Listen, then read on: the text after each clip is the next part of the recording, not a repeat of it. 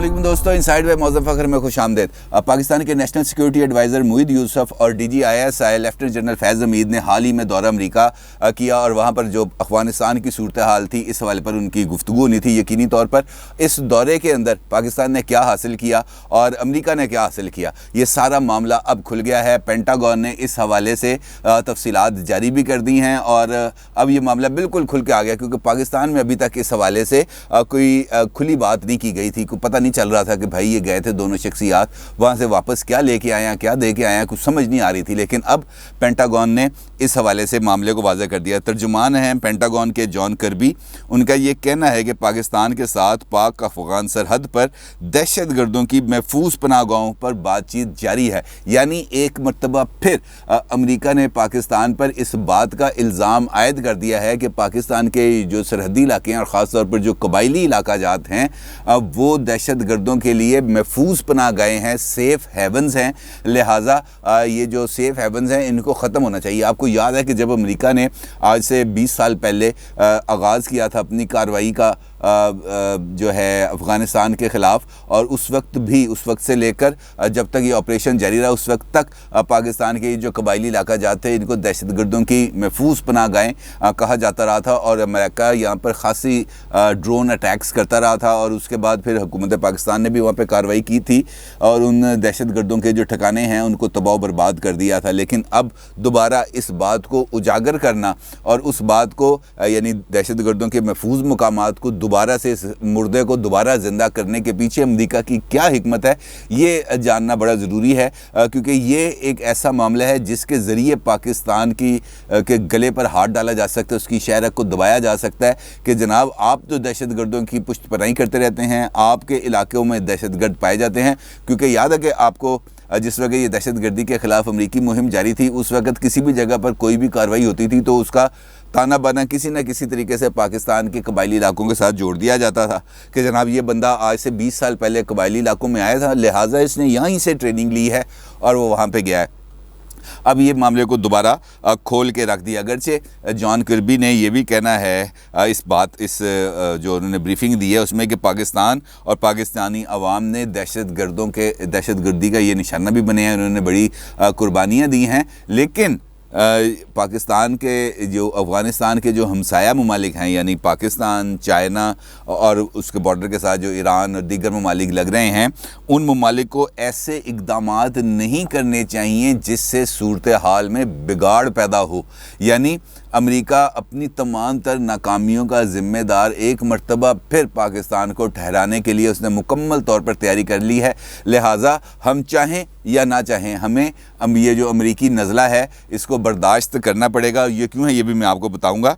उनका ये कहना था जॉन कर्बी का कि पाकिस्तान के साथ दहशत गर्दों की महफूज पनाहगाहों के हवाले से बातचीत जारी है। यानी पाकिस्तान की ये जो दो आला तरीन शख्सियात national security adviser Moeed Yusuf और DGISI लेफ्टिनेंट जनरल फैज़ हमीद जो अमेरिका गए थे, इस दौरे के दौरान जो अमेरिकी हुकाम थे, जो अमेरिकी ऑफिशल्स थे, उन्होंने इन दोनों शख्सियात के साथ जिस मौजू पर बातचीत की थी वो मौजू और कुछ नहीं था, वो सिर्फ़ और सिर्फ पाकिस्तान में मौजूद बकौल उनके दहशत गर्दों की महफूज पनाह गाहें थीं और वो इक़दामात थे जिनका इल्ज़ाम अफ़गानिस्तान पाकिस्तान पर आयद करता है कि जनाब पाकिस्तान दहशत गर्दों की सपोर्ट करता है, यहाँ से एक्सपोर्ट किए जा रहे हैं और पाकिस्तान जो वहाँ पर अफ़गानिस्तान के अंदर इस वक्त अनरेस्ट है इसका ज़िम्मेदार पाकिस्तान है। जॉन कर्बी का ये भी कहना था कि महफूज पनाहगाहों की मौजूदगी अदम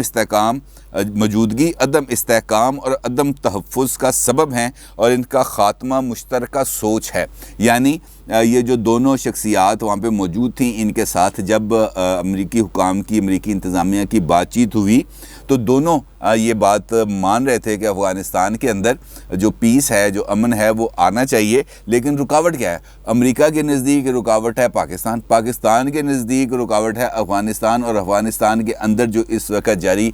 انریسٹ ہے، پاکستان سمجھتا ہے کہ یہ اس کی بنیاد ہے۔ وزیر اعظم عمران خان کئی مرتبہ اس بات کا اظہار بھی کر چکے ہیں کہ طالبان کے ساتھ بات چیت کرنے کا موقع وہ تھا جب امریکی فوج افغانستان میں موجود تھی، اس وقت ان کے ساتھ بات چیت کی جا سکتی تھی، ان کو ڈیفینسو پوزیشن میں لایا جا سکتا تھا، ان کے ساتھ پاور شیئرنگ فارمولا کسی نہ کسی حد تک طے کیا جا سکتا تھا۔ لیکن اب چونکہ امریکی افواج وہاں سے جا چکی ہیں اور طالبان اپنے آپ کو فاتح تصور کرتے ہیں، لہٰذا اب ان کے ساتھ کسی قسم کی پاور شیئرنگ ہو نہیں سکتی۔ امریکہ کا یہ بھی کہنا ہے، یعنی کہ جان کربی کا یہ بھی کہنا ہے کہ افغان حکومت کی مدد کے لیے جب اور جہاں ممکن ہوا فضائی حملے کریں گے۔ یعنی ابھی آپ کو پتہ ہے کل ہی B-52 بمبار طیاروں نے افغانستان پر حملہ کیا اور قطر سے جو فضائی اڈے جو امریکہ نے لیے ہیں قطر سے، وہاں سے انہوں نے ان جہازوں نے فلائی کیا اور وہ افغانستان آئے اور پھر انہوں نے طالبان پر اٹیک کیا، اور ان کا یہ کہنا ہے کہ یہ کارروائی جاری رہے گی اور اس کارروائی کو ہم نہیں روکیں گے۔ لیکن یہاں اس معاملے پر بھی ایک سوال پیدا ہو جاتا ہے کہ جو قطر سے طیارے اڑے، آخرکار انہوں نے کوئی نہ کوئی تو ایئر سپیس استعمال کی اور وہ افغانستان گئے۔ اب وہ ایئر سپیس ایران کی تھی، جو پاکستان کی تھی، ترکی کی تھی، کون سی ایئر سپیس تھی، اس کے بارے میں ابھی تک کسی قسم کا کوئی وضاحت نہیں ہو سکی۔ اب جو انفارمیشن جب یہ لوگ وہاں پر موجود تھے، خاص طور پر موید یوسف صاحب، تو وہاں سے صرف ایک ہی چیز کی اطلاع آ رہی تھی کہ امریکہ نے فون کال کیوں نہیں کی۔ موید یوسف نے جو وال اسٹریٹ جرنل ہے اس کو بھی انٹرویو دیا، فائنینشیل ٹائمز کو بھی انٹرویو دیا اور دیگر اخبارات اور چینلز کو انٹرویوز دیے۔ وہاں پہ انہوں نے مختلف لوگوں سے گفتگو کی اور جو گفتگو کی رپورٹنگ کی جا رہی تھی اس میں صرف جو ایشو سامنے آ رہا تھا موید یوسف صاحب کی طرف سے، وہ صرف اور صرف یہ آ رہا تھا کہ یہ جو افغانستان کے ایشو پر امریکی پریزیڈنٹ کو پاکستانی پرائم منسٹر کے ساتھ بات کرنی چاہیے تھی، ان کو اعتماد میں لینا چاہیے تھا، ان کو فون کال کرنی چاہیے تھی۔ اس پورے سینیریو کے اندر جہاں پر امریکہ آپ سے یہ بات کر رہا تھا کہ پاکستان کے اندر دہشت گردوں کی محفوظ پناہ گاہیں موجود ہیں، شدت پسندوں کی محفوظ پناہ گاہیں موجود ہیں،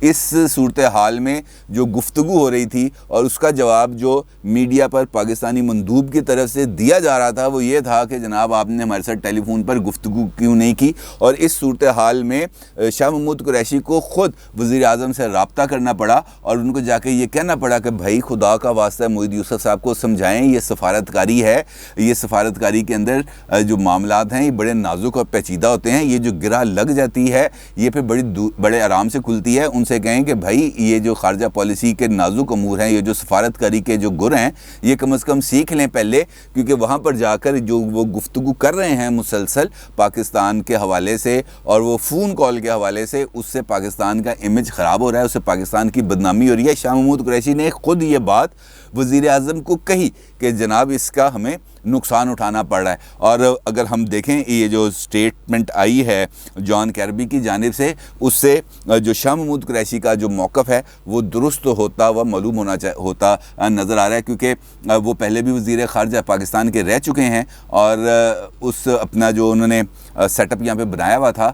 اس کے نتیجے میں جو وہ بات سمجھتے تھے یقینی طور پر اس میں کچھ نہ کچھ وزن تھا اور وزیر اعظم کو ان کی بات پر غور کرنا چاہیے تھا۔ اب جو صورتحال بن رہی ہے خاص طور پر افغانستان کے حوالے سے، آج ہی دوحہ کے اندر جو طالبان اور جو افغان گورنمنٹ ہے اشرف غنی صاحب کی طرف سے آئے ہیں عبداللہ صاحب اور طالبان کے جو نمائندے ہیں، انہوں نے اپنی 3 روزہ گفتگو کا پاور شیئرنگ کے لیے جو ان کی گفتگو ہو رہی ہے اس کا آغاز کر دیا ہے۔ لیکن جو اہم ملاقات ہونے جا رہی ہے وہ بھی اسی ہفتے ہوگی،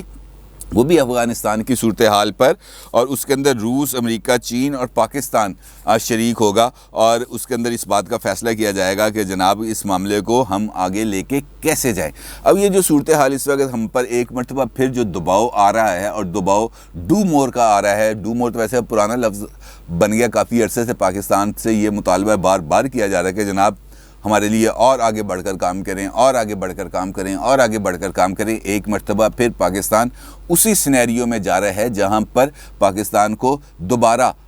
اپنی کریز سے باہر نکل کر اپنی بساط سے بڑھ کر کام کرنے کے لیے دباؤ ڈالا جا رہا ہے۔ نہ صرف یہ بلکہ امریکہ کی طرف سے پاکستان پر اس بات کے لیے بھی دباؤ ڈالا جا رہا ہے کہ اگر افغانستان کے اندر خانہ جنگی بڑھتی ہے تو پاکستان اپنی سرحدوں کو افغان مہاجرین کے لیے کھول دے، جس کے لیے پاکستان ابھی تک تیار نظر نہیں آ رہا ہے۔ تو اس سے یہ جو صورتحال ہے اسے کچھ اس قسم کا نتیجہ اخذ کیا جا سکتا ہے کہ امریکہ اور پاکستان کے درمیان جو تعلقات ہیں یہ ابھی مزید سرد موری کا شکار ہوں گے، کیونکہ دونوں طرف سے جو مطالبات سامنے آ رہے ہیں، جو باتیں سامنے آ رہی ہیں، ایبسلیوٹلی ناٹ کے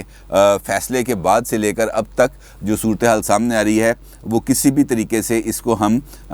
خوش آئند قرار نہیں دے سکتے۔ یقینی طور پر پاکستان کو اس سمت میں مزید کام کرنے اور آگے بڑھنے کی ضرورت ہے۔ اب چونکہ آفیشیلی پاکستان کے حوالے سے اس دورے کے بارے میں کوئی سٹیٹمنٹ سامنے نہیں آئی، نہ موید یوسف صاحب کی طرف سے آئی، نہ DGISI کی طرف سے آئی، اور نہ ہی وہ جو سیکیورٹی کا اجلاس ہوا تھا بعد میں جس کے اندر پرائم منسٹر بھی شریک تھے، جس کے اندر آرمی چیف بھی شریک تھے، ایک نیشنل سیکیورٹی کمیٹی کا اجلاس ہوا تھا، اس کی بھی ابھی تک اس حوالے سے کوئی ڈیٹیل سامنے نہیں آئی۔ اگرچہ ہماری جو سنجیدگی ہے اس کا ہم اس سے بھی اندازہ لگا سکتے ہیں کہ جب پارلیمنٹ کے اندر اس حوالے سے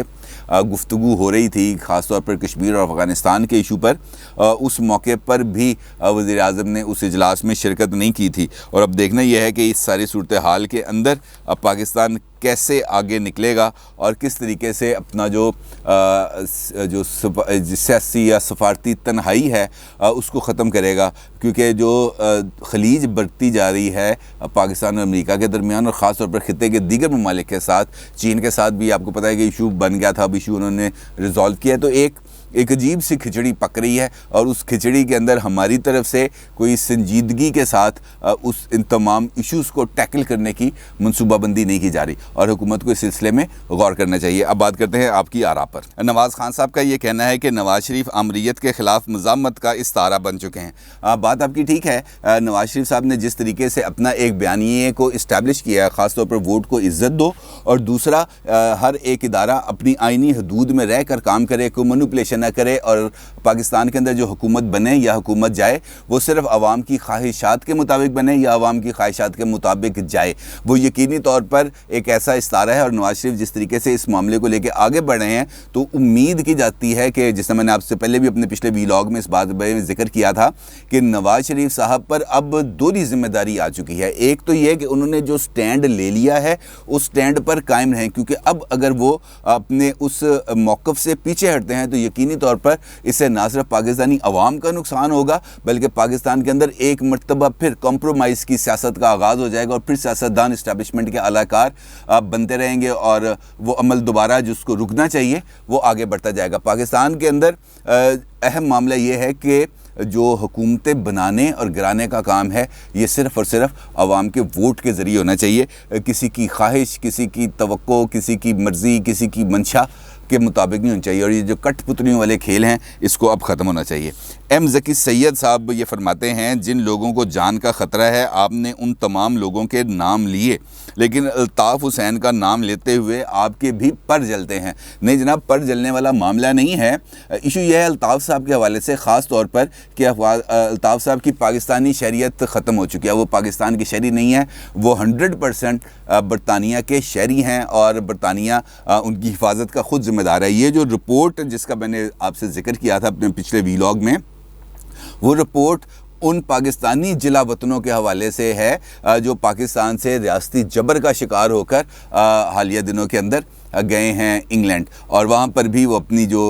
اقدامات کر رہے ہیں یا اپنی جو جس طریقے سے روزمرہ زندگی بسر کر رہے ہیں اس حوالے سے ان کو خطرات کی نشاندہی کی، اور خاص طور پر احمد وقاص گرایا کے حوالے سے جو انہوں نے اس کی نشاندہی کی تھی وہ اسی سے جڑے ہوئے ہیں۔ الطاف صاحب کی چونکہ پاکستانی شناختی کارڈ بھی ختم ہو چکا ہے، ان کے پاس اس وقت پاکستانی پاسپورٹ بھی نہیں ہے، اور انہوں نے جو ہے اپنا کمپیوٹرائزڈ شناختی کارڈ جو ہے وہ بھی نہیں بنوایا ہوا، لہٰذا وہ اس وقت پاکستان کے شہری ہے ہی نہیں۔ اب ایک بندہ پاکستان کا شہری نہیں ہے تو اس کا میں کیسے ذکر کر سکتا ہوں اور کس طریقے سے ذکر کر سکتا ہوں؟ اور اس رپورٹ کے اندر بھی چونکہ بات خالی اس ڈاکومنٹ کے اوپر ہو رہی تھی جو شیئر کی گئی تھی، تو اس کے اندر چونکہ ان کا ذکر نہیں تھا، لہٰذا میں نے اپنے طور پہ بھی ان کا ذکر نہیں کیا۔ اپنی رائے کا ضرور اظہار کیجیے گا۔ آپ کا بہت شکریہ۔ اللہ حافظ۔